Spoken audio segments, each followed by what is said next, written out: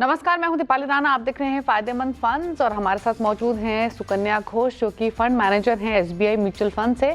और आज हम बात करेंगे एसबीआई क्वांट फंड की जो एक एनएफओ है और इस फंड की इन्वेस्टमेंट्स कहाँ रहेंगी, क्या स्ट्रैटेजी है फंड हाउस की, इन सब बारीकियों को समझेंगे।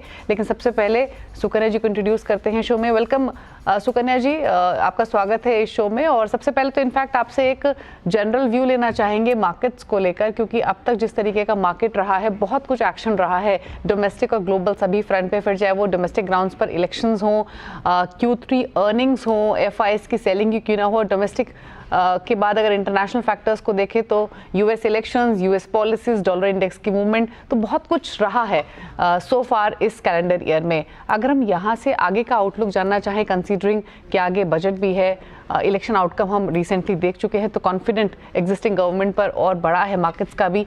बट कैसे आप रीड करती है यहाँ से गोइंग फॉरवर्ड मार्केट की सिचुएशन? 2025 की एक्सपेक्ट करें डिसेंट ईयर रहेगा मार्केट्स के लिए?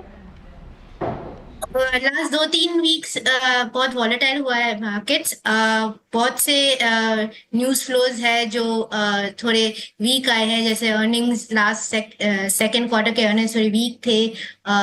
जीडीपी ग्रोथ का नंबर थोड़ा डिसअपॉइंटमेंट था, तो और वैल्यूएशंस काफी मार्केट्स का भी काफी महंगी है। तो इस सब से काफी वॉलेटिलिटी आ गई है मार्केट्स में। आगे हम सोचते हैं कि बेसिकली न्यूज जो फ्लो आएगा उसके बेसिस पे मार्केट्स की वॉलेटिलिटी थोड़ी ज्यादा हो सकती है। कैसा बजट रहेगा नेक्स्ट हमारे और नेक्स्ट 2 क्वार्टर्स का अर्निंग सीजन, कैसा रिजल्ट्स रहेगा, उस पर थोड़ा मार्केट्स डिपेंड रहेगा। ग्लोबली देखेंगे तो फिर ट्रम्प का पॉलिसीज क्या होगा, उनका क्या बजट होगा, उनका रेट कट्स आएंगे और इन्फ्लेशन का कैसा स्थिति होगा, उसके बेसिस पे मार्केट्स काफी रिएक्ट करेंगे। उससे हम देख भी रहे हैं कि एफआईआईज का आउटफ्लोज हो रहा है रिसेंटली। तो हमारा व्यू यही है कि काफी वॉलेटाइल रहेगा। हम सोचते हैं कि large caps, large and mid caps में रहना ज्यादा अच्छा होगा इस टाइम पे। हाँ, तो वॉलेटिलिटी तो थोड़े और 2-3 वीक्स थोड़ा टाइम के लिए रहना चाहिए। ओके, तो यहाँ से थोड़े और हफ्तों में वॉलेटिलिटी मार्केट्स में रह सकती है। अच्छा, फिलहाल आगे के लिए अगले 6 महीने साल भर का आउटलुक लें सुकन्या जी, तो कोई रिस्क नज़र आ रहा है या फिर आपको लगता है कि जो डस्ट रहा है ओवरसीज मार्केट में वो थोड़ा सेटल डाउन हो चुका है और अब वॉलेटिलिटी भले ही रहे, कोई बड़ा रिस्क नहीं दिख रहा है? तो बेसिकली वो जो अभी आगे होगा, क्या पॉलिसीज आएगा यूएस में क्या इन्फ्लेशन का क्या रेट कट आएगा कि नहीं, उस बेसिस पे थोड़ा तो रिस्क है। जब वो थोड़ा आगे चलते थोड़ा क्लियर हो जाएगा, आई थिंक मार्केट्स स्टेबल हो जाएगा। पर फिलहाल आई थिंक लार्ज कैप्स वहां पे थोड़ा स्टेबिलिटी है, large caps, large and mid caps में। एंड जब तक वो ये सब जो न्यूज फ्लोज थोड़ा स्टेबल नहीं होगा, थोड़ा तो मार्केट्स को पता नहीं रहेगा कहाँ पे जाना या क्या कैसे रिएक्ट करने के लिए। तो वो एक थोड़े थोड़े अभी रिजल्ट्स आने लगेंगे, थोड़े पॉलिसीज क्लियर हो जाएगा, आई थिंक तब से स्टेबिलिटी आना चालू होगा। चलिए ठीक है, आगे कैसे इवेंट्स अनफोल्ड होते हैं वो मार्केट की डायरेक्शन को तय करेंगे, लेकिन फिलहाल वॉलेटिलिटी थोड़ी सी परसिस्ट कर सकती है मार्केट्स में। लेकिन चलिए अब एसबीआई क्वांट फंड की बात कर लेते हैं। एक एनएफओ है जो कि 4 दिसंबर को ओपन हुआ है, टिल 18 दिसंबर ये खुला रहेगा। तो इसी फंड की बारीकियां को समझते हैं कि what's so special about SBI quant fund. तो सुकन्या जी, पहले तो इस फंड के बारे में ही जानना चाहेंगे। अगर हम SBI quant fund by name जाएं तो ये इसकी थीम क्या है, इसका नाम जो क्वांट फंड आपने रखा है उसके पीछे का लॉजिक क्या है, कहाँ कहाँ इन्वेस्टमेंट्स रहेंगी, बताइए। एक रूल बेस्ड फ्रेमवर्क है, तो जो रूल्स है उस बेसिस पे ये पोर्टफोलियो कंस्ट्रक्ट होगी। और हमने ये रूल्स को बैक टेस्ट किया है जैन 2005 से। सो लगभग 20 साल का हमने बैक टेस्टिंग किया है इस फ्रेमवर्क को। ये एक मल्टी फैक्टर फ्रेमवर्क है जहाँ पे हम momentum, value, quality and growth factors को लेके एक पोर्टफोलियो कंस्ट्रक्ट करते हैं। उन तीनों चारों फैक्टर्स को मिला के एक स्कोर बनता है जहां से हम लोग वो पोर्टफोलियो कंस्ट्रक्ट करते हैं। तो ये एक काफी ऑल सीजन टाइप फंड है जहां पे क्योंकि हम 4 फैक्टर्स को मिक्स कर रहे हैं, तो वो डिफरेंट फैक्टर्स डिफरेंट मार्केट्स में चलता है। तो इस कारण क्योंकि हम चारों को कंबाइन करें, थोड़ा ज्यादा ये हर मार्केट में स्टेबल रहने की जैसा फ्रेमवर्क है। ओके, तो आपने कहा कि एक मल्टी फैक्टर थीम पर काम करता है, मोमेंटम, क्वालिटी, वैल्यू, ग्रोथ, और इनफैक्ट हर कोई इन्वेस्टर यही चाहता है कि इस तरीके का कॉम्बिनेशन मिल जाए तो बहुत बेहतर रहेगा। तो अगर आप मोमेंटम, क्वालिटी, वैल्यू, ग्रोथ की बात कर रहे हैं तो इस समय मार्केट में इस तरीके के आइडियाज़ आइडेंटिफाई करना आई नो डिफ़िकल्ट रहा होगा, बट आपने इस पैरामीटर के बेसिस पे जो पोर्टफोलियो कंस्ट्रक्ट किया है इस फंड का, वो वहाँ कहाँ कहाँ आप एक्सपोजर ले रहे हैं, कितना एक्सपोजर ले रहे हैं? तो ये फैक्टर जो होता है, ये चारों फैक्टर्स को हम अपना यूनिवर्स, हमारा यूनिवर्स टॉप 200 कंपनीज है, सो ऑल 200 कंपनीज को हम ये चारों फैक्टर्स पे रैंक करते हैं और वो चारों फैक्टर्स को रैंक करके एक कंबाइन करते हैं। करंटली जो देख रहे हैं कि क्या करते हैं, वो कॉम्बिनेशन भी ऐसे कंबाइन करते हैं कि जो फैक्टर चल रही है उस फैक्टर का हम लोग हायर वेटेज करते हैं। तो फिर अभी करेंटली मार्केट्स में क्वालिटी फैक्टर का परफॉर्मेंस ज्यादा अच्छा है, तो क्वालिटी का वेट इंक्रीज हो गया है और दूसरे फैक्टर्स के वेट थोड़े कम हो गए। तो ये करेंटली जो अभी हम देख रहे हैं पोर्टफोलियो में, उसमें क्वालिटी टिल्ट ज्यादा है। ओके, क्वालिटी ज़्यादा है। तो ये क्वालिटी कहाँ नज़र आई आपको, किन किन सेक्टर्स में या कंपनीज में, पॉकेट्स में आपने एक्सपोजर लिया है?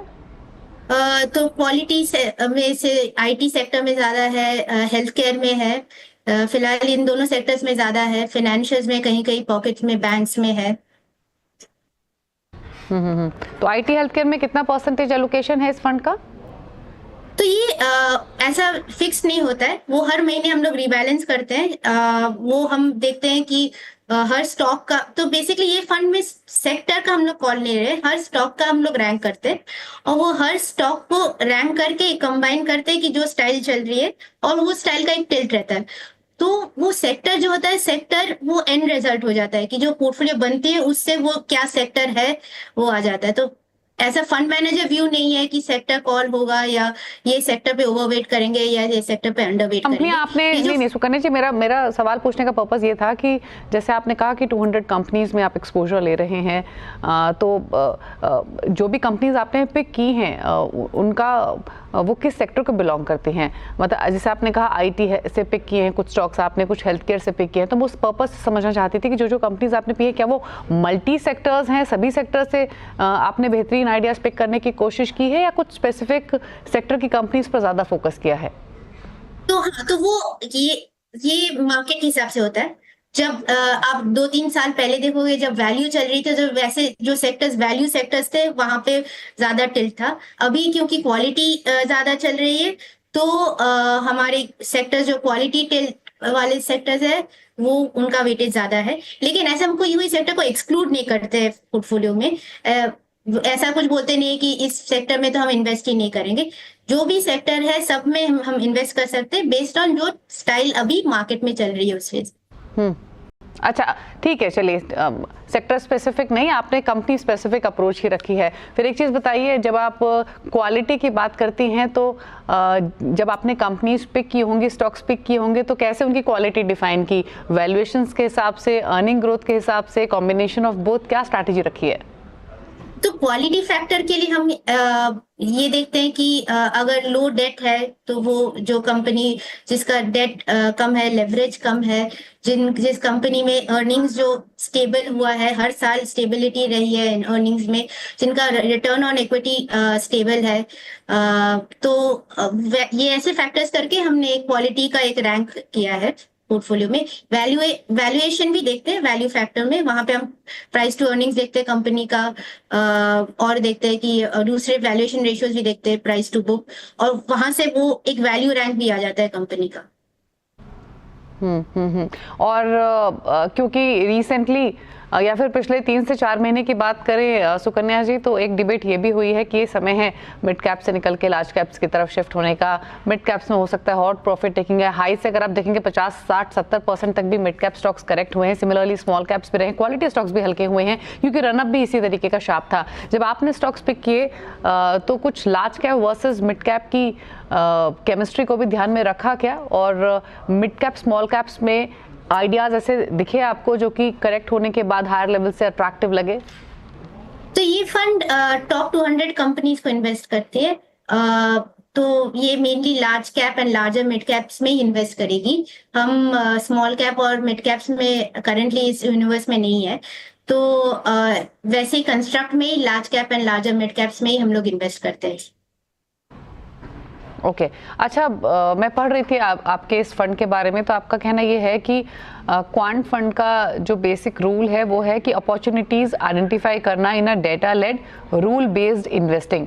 तो इसे थोड़ा सा अगर आप और डिफाइन कर सके कि रूल बेस्ड इन्वेस्टिंग क्या है, ताकि एक व्यूअर को भी, एक हमारे व्यूअर्स को भी एक क्लियर आइडिया मिले इस फंड के बारे में। तो रूल बेस्ड इन्वेस्टिंग में क्या होता है कि हम लोग एक जो पैरामीटर्स होते हैं जो हर कंपनी को रिसर्च करने के लिए हम लोग देखते हैं यूजुअली, जैसे वैल्यूएशन का आपने बोला, क्वालिटी बोला है, ग्रोथ देखते हैं, स्टॉक का मोमेंटम देखते हैं। वो जो बेसिक पैरामीटर्स होते हैं वो हमने चुना है और वो चुन के एक फ्रेमवर्क बनाया है कि ये पैरामीटर्स देखेंगे, हर महीने देखेंगे और उससे हम स्टॉक को रैंक करेंगे। और वो तो ये अलग है एक्टिव फंड मैनेजर से, जहां पे फंड मैनेजर अपना व्यू देते हैं कि हमें ये स्टॉक अच्छा लग रहा है या ये सेक्टर अच्छा लग रहा है। एक रूल बेस में क्या होता है कि ऑलरेडी एक फ्रेमवर्क बनाई जाती है कि उसको देखा जाता है कि ये पैरामीटर्स करके एक पोर्टफोलियो जो बना है वो पास्ट में चला है, और ये इसलिए हम यही फ्रेमवर्क पे चलेंगे। तो ये रूल्स डिसिप्लिन तरीके से होता है, हर महीने हम वही रूल्स को यूज करके एक मॉडल बनाते हैं और तो वो फंड मैनेजर का व्यू नहीं आ जाता है। ये अलग तरीके का इन्वेस्टिंग स्ट्रेटजी है जहाँ पे एक डेटा के बेसिस पे, फैक्ट्स के बेसिस पे एक पोर्टफोलियो क्रिएट होती है। तो यानी जो रूल बेस्ड इन्वेस्टिंग की आप बात कर रहे हैं, तो जितना मैं समझ पाई, इनफैक्ट आप बताइए बाकी, कि जो इन्वेस्टिंग पैटर्न रहेगा वो हर महीने चेंज हो सकता है, यानी फिर डेटा के हिसाब से, और जो भी फंडामेंटल्स का आपने जिक्र किया इस फंड के। हाँ, तो फ्रेमवर्क नहीं बदलती है, वो जो रूल्स डिसाइड हुए हैं वो यूजुअली स्टैंडर्ड हमने टेस्ट किया, डिफरेंट मार्केट्स में टेस्ट किया है कि जीएफसी में चला है या कोविड में चला है, तो फिर वो हमने टेस्ट किया है और वो हम फ्रेमवर्क रोबस्ट है। लेकिन हम हर महीने वो रूल्स को वापस रन करते हैं और नया पोर्टफोलियो बनाते हैं। तो फिर वो कंपनीज का मोमेंटम चेंज होता है, वैल्यूएशन पैरामीटर्स भी चेंज होते हैं। उस तरीके से हम हर महीने पोर्टफोलियो को रिबैलेंस करते हैं, नए डेटा को देखते हैं, नए डेटा से नया पोर्टफोलियो क्रिएट करते हैं। लेकिन जो फ्रेमवर्क है, जो रूल्स जो डिसाइड किए, ये 10-15 रूल्स है, वो तो स्टैंडर्ड रहते हैं। अच्छा, आपने एक्टिव इन्वेस्टिंग की बात की, तो बेसिकली एक डिफरेंशिएट करने के लिए या एक और broader picture, clear picture viewers को देने के लिए आपसे जानना चाहेंगे कि active investment approach versus multi factor investment approach, जिस अप्रोच के थ्रू ये फंड आप लेके आए हैं, दोनों में एग्जैक्टली डिफरेंस क्या है इन्वेस्टिंग नेचर में?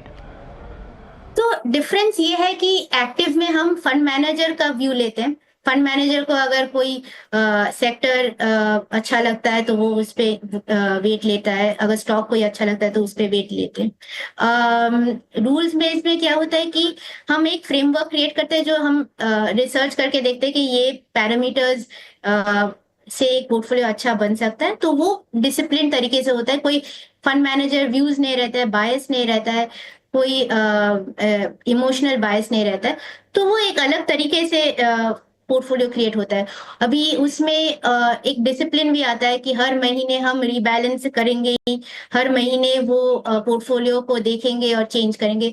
जब एक्टिव होता है तो वो, जब फंड मैनेजर को करना होता है, वो हर महीने में भी नहीं, जब उनको लगता है पोर्टफोलियो चेंज करना चाहिए तब होता है। तो एक डिफरेंट वे ऑफ लुकिंग है, एक है जो इंसान का व्यूज पे होता है, एक जो रूल्स के ऊपर होता है। तो ये अलग तरीके हैं, पर ब्रॉडली दोनों ही एक पैरामीटर सिमिलर होता है, एक में फंड मैनेजर का ओवरले व्यू होता है, इसमें एक फ्रेमवर्क के बेसिस पे हो जाता है।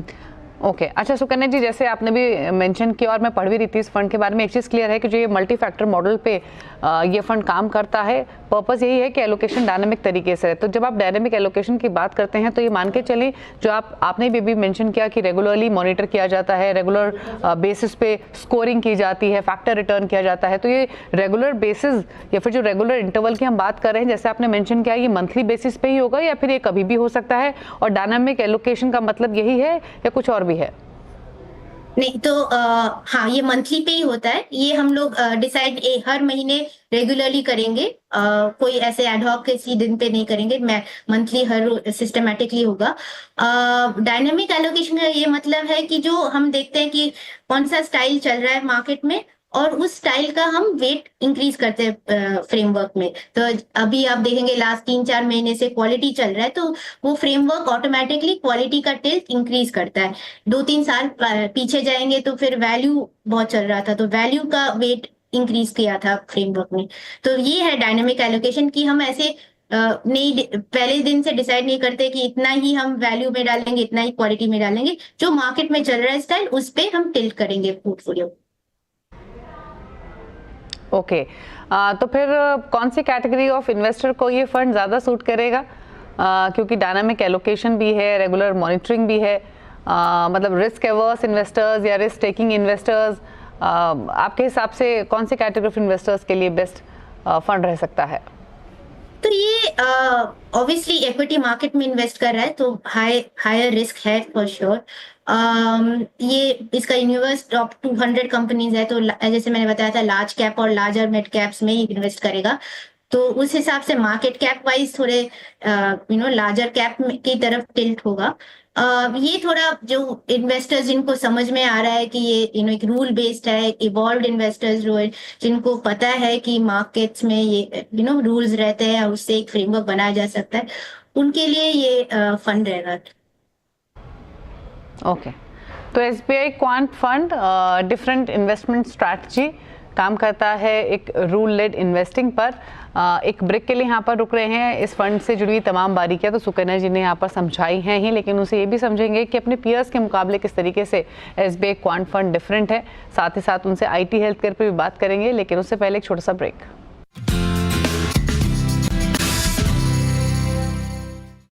आप देख रहे हैं फायदेमंद फंड्स, हमारे साथ हैं सुकन्या घोष जो कि फंड मैनेजर हैं एसबीआई म्यूचुअल फंड से, और हम बात कर रहे हैं एसबीआई क्वांट फंड की जो एनएफओ है 4 दिसंबर को ओपन हुआ है, 18 दिसंबर तक ही खुला रहेगा। काफ़ी कुछ चर्चा हुई इस फंड के बारे में, वैल्यू लेड इन्वेस्टिंग के बारे में, मल्टी फैक्टर अप्रोच इस फंड के थ्रू फंड हाउस रखेगा। काफ़ी बारीकी आपको समझाई भी है सुकन्या जी ने, लेकिन एक चीज़ पूछते हैं कि पीयर्स के मुकाबले ये फंड किस तरीके से डिफरेंट है, तो बताइए सुकन्या जी कैसे डिफर करता है ये फंड? फंड में ये मल्टी फैक्टर फंड है जो डायनेमिकली जैसे मैंने बताया था एलोकेट करता है। तो ये कोई स्टैंडर्ड स्टैटिक वेट नहीं रहता है कि हम 25% मोमेंटम में डालेंगे, 25% क्वालिटी में डालेंगे, या क्वालिटी में ज्यादा डालेंगे क्योंकि क्वालिटी चला है इंडियन मार्केट्स में, या मोमेंटम में ज्यादा डालेंगे क्योंकि मोमेंटम चला है इंडियन मार्केट्स में। हम ये करते हैं कि ये चारों फैक्टर्स में घूमते रहते हैं, जो फैक्टर चल रहा है उस फैक्टर में हम वेट इंक्रीज करते हैं। तो ये जो डायनेमिक एलोकेशन है जो इस फ्रेमवर्क में है, ये काफी अलग है। अभी तक किसी ने ऐसे डायनेमिक किया नहीं है, तो ये अलग है दूसरे क्वांट फंड के साथ। ओके अच्छा, जैसे आपने कहा कि 4 पैरामीटर्स पर के बेसिस पे इन्वेस्टिंग होती है इस फंड के थ्रू। क्वालिटी आपने बार बार डिफाइन किया, जहाँ पे अर्निंग्स की कंसिस्टेंसी हो, return on equity ratios, leverage ratios को आप ध्यान में रखते हैं। लेकिन अगर हम बाकी फैक्टर्स की बात करें, फॉर इंस्टेंस आपने मोमेंटम को भी आप ध्यान में रखते हैं, तो व्हेन यू से मोमेंटम के अंडर आप किन स्टॉक्स पर फोकस करते हैं, किन स्टॉक्स पर आपने ध्यान दिया है, वो जो कंसिस्टेंटली चल रहे हैं, जहाँ पर वॉल्यूम ज़्यादा रहे, एग्जैक्टली क्या क्राइटेरिया रहा है मोमेंटम डिफाइन करने का?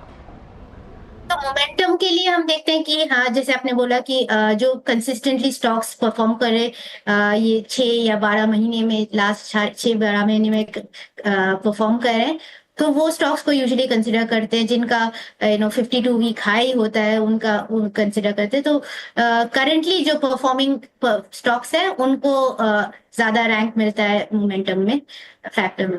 तो हाँ, तो ये बेसिकली वही फैक्टर ये बेसिस पे चलता है कि जो अभी चल रहा है वो कंटिन्यू करेगा चलने के लिए, तो मोमेंटम फैक्टर का वही ओके, कॉन्सेप्ट है। यानी नियर टर्म प्राइस परफॉर्मेंस को मोमेंटम पैरामीटर के अंडर क्लोजली वॉच किया जाता है। और सिमिलरली जब आप वैल्यू की बात करते हैं, क्योंकि क्वालिटी, मोमेंटम, ग्रोथ और वैल्यू की आप 4 फैक्टर्स की बात कर रहे हैं मल्टी फैक्टर मॉडल के थ्रू, अगर वैल्यू की बात करते हैं तो यहाँ पर आप कैसे डिफाइन करते हैं किसी भी कंपनी की वैल्यू, किन पैरामीटर्स पर? तो वैल्यू के लिए हम बेसिकली जो वैल्यूएशन रेशियोज यूज करते हैं, जैसे प्राइस टू अर्निंग्स देखते हैं, प्राइस टू बुक देखते हैं, और दोनों तरफ से देखते हैं। जो ट्रेलिंग, जो पास्ट में प्राइस टू अर्निंग्स है, वो जो एक्सपेक्टेड है अर्निंग्स के बेसिस पे जो प्राइस टू अर्निंग्स है वो भी देखते हैं, डिविडेंड यील्ड देखते हैं, तो और एक रेशियो जो है, जो ईवी टू सेल्स बोलते हैं, ईवी टू एबिटा बोलते हैं, वो भी वैल्यूएशन पैरामीटर्स में इंक्लूड होता है। ओके, और सिमिलरली ग्रोथ, यहाँ पर आप क्या आगे के अर्निंग आउटलुक, आगे की अर्निंग विजिबिलिटी को ध्यान में रखते हैं या कुछ और फैक्टर्स भी हैं? वो तो देखते ही हैं, और जो लास्ट 2-3 साल में जो अर्निंग्स ग्रोथ आ गई है, जो रेवेन्यू ग्रोथ आ गई है, वो देखते हैं। और जो आने वाला है, अगर दिख रहा है, स्टॉक का दिख रहा है कि फॉरवर्ड अर्निंग ग्रोथ बहुत अच्छा है, जिनका स्टॉक का ईपीएस एस्टिमेट्स का जो रिवीजन हो रहा है, इम्प्रूवमेंट हो रहा है, वो स्टॉक्स को भी ग्रोथ फैक्टर में इंक्लूड करते हैं। अच्छा, जैसे आपने कहा BSE 200 कंपनीज में से आप कंपनीज पिक की हैं, तो इस फंड का जब कंस्ट्रक्शन आपने किया तो कितनी कंपनीज आपने एट प्रेजेंट रखी हुई हैं, कितने एट प्रेजेंट स्टॉक्स हैं इस फंड के अंडर?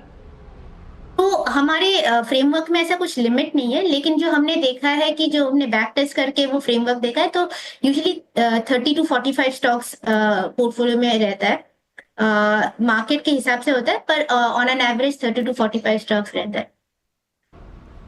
और ये 35 to 41 फिलहाल आपने रखे हुए हैं, बट ऐसा कुछ डिफाइंड नंबर नहीं है। और आपके फैक्टर्स की परफॉर्मेंस के हिसाब से ये स्टॉक्स कॉन्स्टिट्यूशन चेंज भी हो सकता है हर मंथली रिव्यू पर? हाँ, मंथली रिव्यू पे ये स्टॉक्स चेंज हो सकता है, और जो फैक्टर जो चलता है उस हिसाब से भी फिर स्टॉक्स चेंज हो जाता है। ओके, तो एक और क्विकली सवाल सुकन्या जी आपसे, जो पोर्टफोलियो कंस्ट्रक्शन प्रोसेस रहा इस फंड का, वो कैसा रहा, किस तरीके से कंप्लीट किया?